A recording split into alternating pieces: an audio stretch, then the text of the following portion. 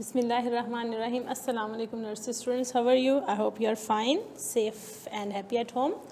आज की जो हमारी वीडियो, इसमें हमने कोई राइटिंग काम नहीं करना है, बल्कि हमने जो आने वाली हमारी असेसमेंट है उसका जो सिलेबस है वो टीचर आपको समझाएंगी, ठीक है, ताकि अगर आपको कोई कन्फ्यूजन है तो वो क्लियर हो जाए। और उसके बाद भी अगर कोई कन्फ्यूजन रह जाती है तो आप टीचर को अपने कमेंट सेक्शन में पूछ सकते हैं, ठीक है, या फिर आप स्कूल के व्हाट्सएप नंबर पे भी क्वेश्चन करके पूछ सकते हैं, ठीक है। चलिए स्टार्ट करते हैं। सबसे पहले हमारा इंग्लिश का सिलेबस है, workbook reading from A to T, ठीक है। आपकी जो वर्कबुक, इंग्लिश की वर्कबुक जिसके हम आपको वीडियोस सेंड करते रहे हैं, उसमें जो पिक्चर रीडिंग टीचर ने आपको साउंड के साथ जितने भी ऑब्जेक्ट्स हम पढ़ते रहे, उनकी आपकी जो वाइवा टेस्ट होगा वो आपका उससे होगा, ठीक है।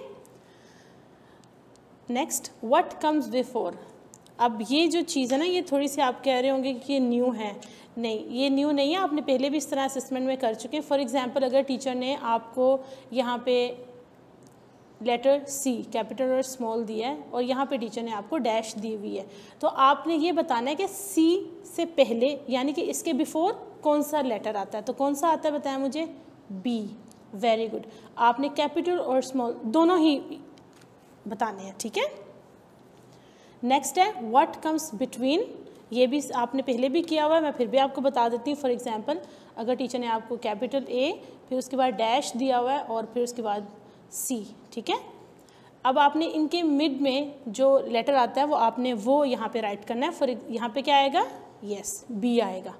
तो ये बिटवीन, इन दोनों के बिटवीन में जो लेटर था वो आपने यहाँ पे लिखना है। व्हाट कम्स आफ्टर, ये था बिफोर, ठीक है, ये बिटवीन हो गया। अब आफ्टर, आफ्टर का मतलब बाद में। तो अब टीचर ने फॉर एग्जांपल आपको यहाँ पे लेटर डी कैपिटल और स्मॉल दिया है और आगे डैश है, तो आपने बताना है डी के बाद कौन सा लेटर आता है। कौन सा आता है? ई। Very good. तो आपने लेटर ई यहाँ पे लिखना है, ये है आफ्टर। ओके, अब आपको ये तीनों चीज़ें समझ आ गई हैं? यस। अब नेक्स्ट है write the first letter of the picture. आपको पिक्चर दी गई होगी, नीचे उसके पिक्चर का वर्ड दिया गया होगा और फर्स्ट लेटर की जगह आपको ब्लैंक मिलेगा। तो आपने उस लेटर का जो बिगिनिंग साउंड है या फर्स्ट साउंड है वो आपने वहाँ पे लिखना है। फॉर एग्जांपल, अगर आपको टीचर ने, या आपकी वर्कबुक में, या आपको रीइंफोर्समेंट के तौर पे भी आपको टीचर ने वीडियोस में बताया था कि आपने खुद से ये सॉल्व करना है, ये बिल्कुल वही है। आप इन सब चीज़ों के लिए अपनी वर्कबुक को रेफ़र कर सकते हैं। जो वीडियोस हमने अपलोड किए हैं आपको उन सब में ये टॉपिक जो हैं वो मिलेंगे। जो आपको कन्फ्यूजन हो या कोई टॉपिक आपको नहीं समझ आया तो आप उन वीडियोज़ को बार बार देख सकते हैं, ठीक है। अब next, join the beginning sound with the picture. आपको पता है एक तरफ लेटर्स दिए गए होंगे, एक तरफ पिक्चर्स होंगी, तो आपने पिक्चर को उसके लेटर के साथ, बिगिनिंग साउंड वाले लेटर के साथ मैच करना है, ठीक है। Match pictures of same sound, ये भी आपकी वर्कबुक से ही है। फॉर एग्जांपल, यहाँ पे आपको कुछ पिक्चर्स दिए गए होंगे। यहाँ पे मैं आपको बताती हूँ, अगर बॉल है और एप्पल है और यहाँ पे एरो है और यहाँ पे बलून है, तो एरो और एप्पल दोनों ए से स्टार्ट होते हैं, बलून और बॉल दोनों बी से स्टार्ट होते हैं। तो इस तरह आपने सेम साउंड वाली पिक्चर्स को आपस में मैच करना है। नेक्स्ट है आपका join dots from A till T.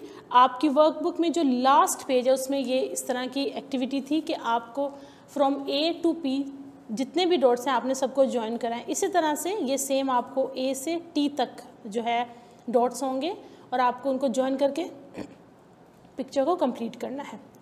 Right the ending sound, ये भी आपकी वर्कबुक का जो सेकंड लास्ट पेज है उसमें ये एक्टिविटी दी गई है कि आपको एक पिक्चर दी गई है और उसमें उसके जो लेटर्स हैं वर्ड के, वो सब लेटर्स दिए गए, सिर्फ लास्ट वाला नहीं लिखा गया, उसकी जगह डैश है।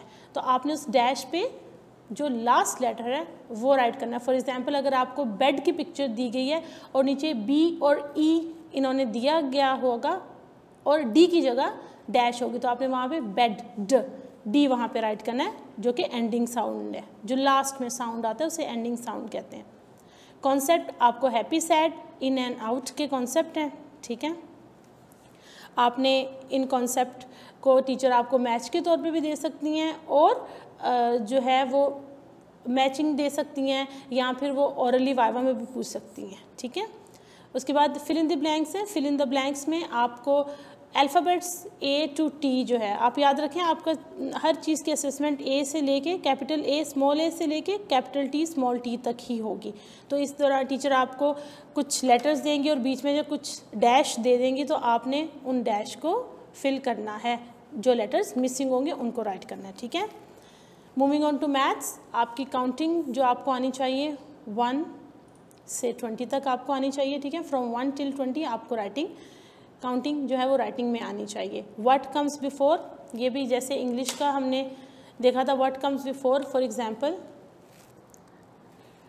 टीचर ने आपको 19 नंबर दिया है और यहाँ पे डैश दिया हुआ है, तो आपने यहाँ पे लिख के बताना है कि इसके बिफोर यानी कि इससे पहले क्या नंबर आता है, तो क्या आता है 18, ओके।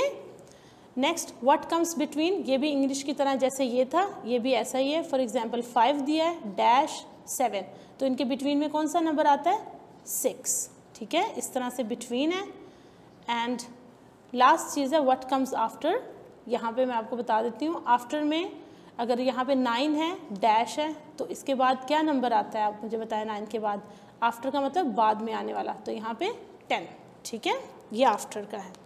काउंट एंड राइट, आपको कुछ ऑब्जेक्ट्स दिए गए होंगे, आपने उन ऑब्जेक्ट्स को काउंट करना है और फिर बताना है कितने ऑब्जेक्ट्स है। फॉर एग्जांपल अगर आपको 10 आइसक्रीम्स दिए जाते तो आपने उनको काउंट करनी है और बताना है कि ये 10 थी, ठीक है। बैकवर्ड काउंटिंग, ये आपको पता है कि आप पीछे को बैकवर्ड काउंटिंग, जो आपकी इतनी अच्छी वीडियो थी जिसमें टीचर ने स्टेयर्स की भी एग्जांपल दी थी कि आप ऊपर जाते हो फिर जब वापस आते हो तो फिर आपने उल्टी काउंटिंग करनी है, ठीक है। जैसे 5 4 3 2 1 0, इस तरह से बैकवर्ड काउंटिंग आपके ये वो वाली बैकवर्ड काउंटिंग है। आपके शेप्स के नेम्स हैं सर्कल, स्क्वायर, ट्रायंगल। आपकी वर्कबुक में इस शेप्स की एक्टिविटी है और इसके स्पेलिंग भी नीचे ऊपर लिखे हुए हैं। आपने उन स्पेलिंग्स को अच्छे से मेमोराइज कर लेना है ताकि अगर टीचर आपको शेप दें और नीचे कहें कि आप इनके स्पेलिंग राइट करें तो आप उनके जो हैं वो स्पेलिंग नीचे लिख सकें। Concept heavy and light, tall short, long short, ये भी कॉन्सेप्ट आपने किए हुए हैं कि हैवी और लाइट का है, tall short, long and short. ये टीचर आपको मैचिंग में भी दे सकती हैं और वाइवा में भी इसके क्वेश्चंस पूछ सकती हैं। ये सब चीज़ें आपको आपकी वर्कबुक में मिलेंगी, ठीक है। आप वहाँ से इन गाइडेंस ले सकते हैं और फिर भी ना समझ आए तो आप जो वीडियोज़ हैं उनको दोबारा से बार बार देख के इसको समझ सकते हैं। अब चलते हैं हम उर्दू की तरफ। अलिफ से ये तक आपने हरूफ तहज्जी, ये आपको इसकी पहचान होनी चाहिए, ठीक है, ताकि टीचर आपसे जो भी हर्फ पूछें आपको आता हो। उसके बाद पहले आने वाले हरूफ, ये भी बिल्कुल इंग्लिश और मैथ्स की तरह है कि अगर फॉर एग्जांपल टीचर ने आपको यहाँ पे अलिफ मद आ दिया हुआ है और यहाँ पे डैश है तो आपको ये मालूम होना चाहिए कि यहाँ पे आपने कौन सा हर्फ लिखना है, ठीक है। क्या लिखना है आपने, अलिफ यहाँ पे। उसके बाद दरमियान में आने वाले हरूफ, ये भी बिल्कुल मैथ्स की तरह जैसे हमने मैथ्स में बिटवीन और इंग्लिश में बिटवीन किया था, उर्दू में ये दरमियान में आने वाले हरूफ हैं। जैसे मैं आपको बताती हूँ, यहाँ पे बे है, फिर डैश है और पे है, ते। तो यहाँ पे कौन सा हर्फ आएगा, पे, ठीक है। आपको ये आना चाहिए कि बीच में दरमियान में कौन सा हर्फ आता है। बाद में आने वाले हरूफ यानी कि आफ्टर, ठीक है। ये भी आपने इंग्लिश और मैथ्स में आपको इसका समझ आ गया। अब उर्दू में भी यही चीज़ है कि यहाँ पे टीचर ने अगर अलिफ मद आ दिया तो उसके बाद कौन सा हर्फ आता है, बे, ठीक है। ये इस तरह से आपने ये करना है। दुरुस्त हर्फ के गिर्द दायरा लगाएं। आपको कोई तस्वीर दी गई होगी और नीचे मुख्तलिफ हर्फ दिए गए होंगे, आपने उस तस्वीर से रिलेटेड जो सही हर्फ है आपने उसको दायरा लगाना है, ठीक है। जैसे आप इंग्लिश में करते हो वैसे बिल्कुल। खाली जगह पुर करें, इसमें आपको हरूफ तहज्जी दी होगी लेकिन बीच में से टीचर ने कुछ चीज़ें मिस की होंगी, तो आपने जो हर्फ टीचर लिखना भूल गई हैं आपने वो जो हरूफ हैं वहाँ पे आपने उनको लिख के पुर करना है, ठीक है। आखिर में आपका कायदा है, आपका सफ़ा नंबर 2 से लेके 7 तक आपकी जो रीडिंग है या पढ़ाई है उसका वाइवा टेस्ट इन पेजेस से होगा, ठीक है। उम्मीद है मुझे आपको सब समझ आ गया होगा, लेकिन फिर भी अगर नहीं आया तो आप कमेंट सेक्शन में या व्हाट्सएप पे दोनों ही तरीक़ों से आप अपनी कन्फ्यूजन क्लियर करवा सकते हैं। टेक केयर, अल्लाह हाफिज़।